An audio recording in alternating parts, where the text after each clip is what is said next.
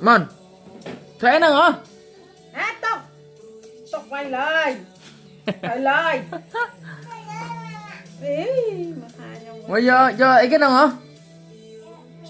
Giờ bị gian nè kìa. Bây giờ mà. Giờ mà giờ bị thiên. Dạ.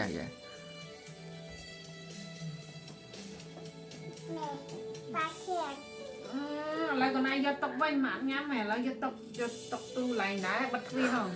Bắt khuya tu. Ý cái chú. Ta con ạ, ta do tóc ấy.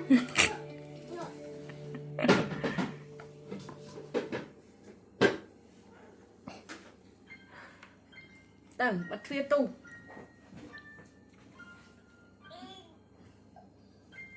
Ok, mau quanh.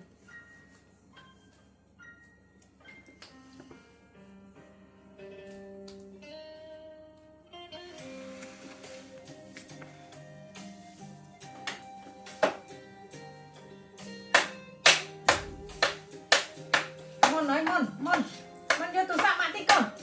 Mon vô tủ sạc mãi tích.